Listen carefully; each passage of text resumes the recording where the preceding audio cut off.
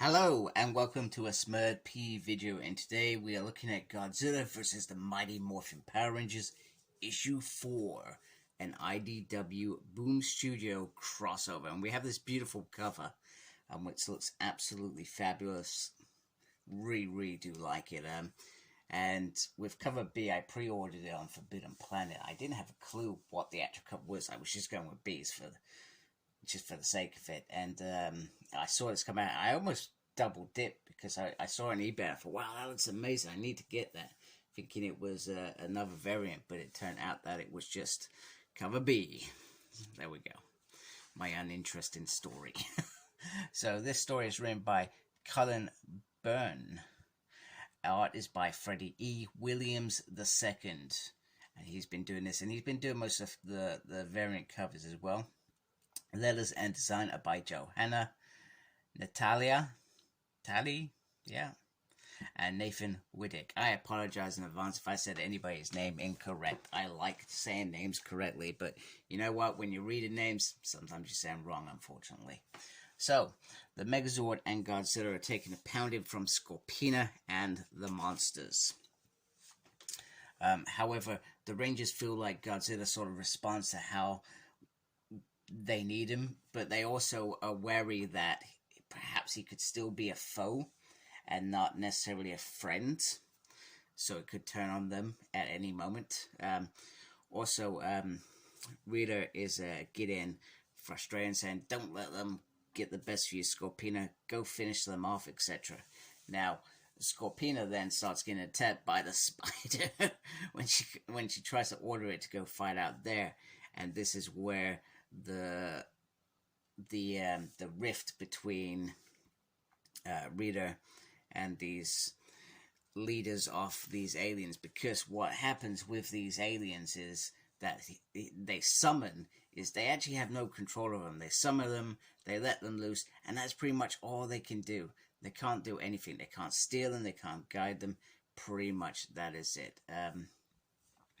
It's that simple, and they hope that they will defeat Godzilla, who is the protector of this planet. Now, Scorpina, if she's going to be destroyed, she would rather be destroyed by Godzilla. And then Rita finds this all unacceptable. And I can't remember who these other guys are. That's how much of an impact they've had on me in terms of their story. Maybe just a reminder of their names, because sometimes if you're not familiar with a character, it takes you a little while before, yep, I know who that dude is. Give me a Power Ranger villain, the majority of the time I'm going to know who you're talking about. So, he says that there is one way, there's zero, but and if we do that, it could be dangerous. But also, I won't release him until I know that there's victory, and you are far too rash. That's when Rhea says take over, and Golda's like, yeah, straight in there. And then Vincent releases the monster Zero. It's not actually called Zero, it's called something else, but we have this three-headed massive dragon, which is bigger than both Godzilla and Megazord combined. And which is awesome, because I like stuff like that. It seems like it's escalating, because I was seeing the variant covers, and I've been collecting the connecting variant covers, etc. And I saw this one pop up, and I thought, oh, what's that? I've not seen that so far. So I was quite excited when I was reading this, and it's like, wow, that's pretty awesome. So the Rangers are concerned, so Scorpina. However, Rita is very happy, and this monster is called King. Apologies in advance. Ghidorah.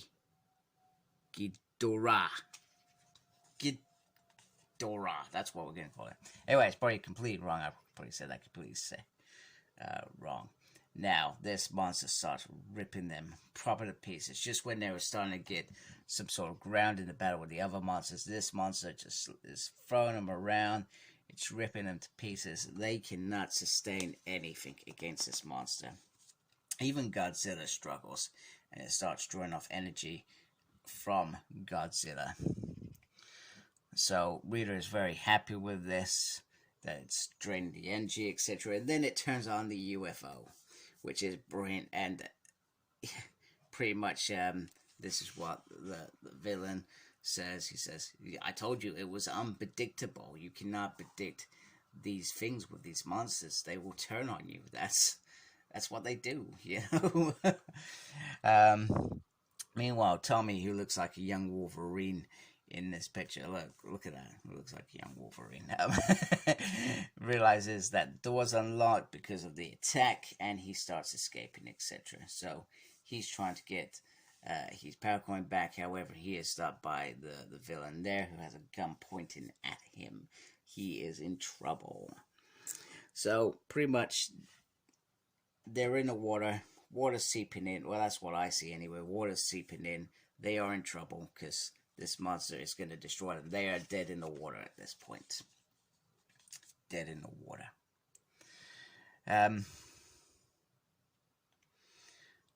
But also it's attacking the ship, etc. And Rita says, you know, don't be so smug to that dude over there. Now, the weird thing that I found about this thing is you got the dude here with Rita, and it looks like the same dude is here with Tommy, but we've seen in the last issue, he's got a gun pointed at Tommy.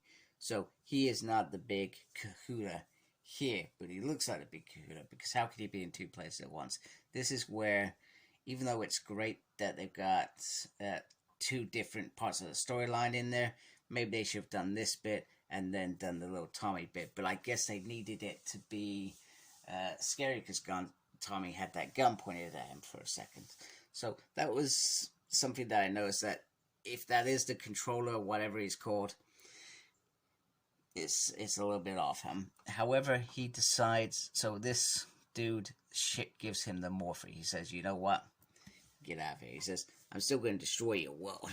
But, you know what? I've got no interest in fighting with you people. I'm still going to destroy this world, which Tommy finds messed up when he morphs into the Green Ranger. He says, it's in my nature, like yours is to help your friends. So they're on the ropes. The UFO is on the ropes. So this creature, and once again, I'm not sure whether it's bad planning. He's going from Megazord to UFO, Megazord to UFO to keep. I answered the first attack on the UFO, but this attack doesn't seem to make sense. I feel like the Megazord's still not done completely. I mean, it is laying there. They are in a bad way, and maybe that's why he turns on there. But I felt like they're trying to do too much, and it doesn't sit in a direct line, if that makes sense. So, which is bizarre, which is the same with the controller. It doesn't sit in a straight line in terms of Tommy's part in this story, which is a shame. So, anyway, Rita says, what monster we got? Send them all down. We need to try and stop this monster. Golda says, I'm going to lead the line, and then I'm going to have the gold from its armor plate to build myself some new armor, etc. So it's like, well, let's do it. And then we get this beautiful, beautiful artwork here. This double screen here. We got lots of monsters here. Scorpina's back. Goldar's back. And they are ready to face off against the big Kahuna. And once again, we get this to be continued ending. And this has been a similar format throughout the story, that it sort of ended up like this in terms of monsters. This is the next battle that's going to happen. And don't get me wrong, I do like this crossover. This crossover is a lot of fun. I had a lot of fun reading it. It was really enjoyable. Just a few things didn't sit so well with me in terms of how this looks, in terms of how the story flowed, etc., which is a little bit bizarre. But it's not the end of the world. I don't find it the end of the world. It's not a big deal to me as far as I'm concerned.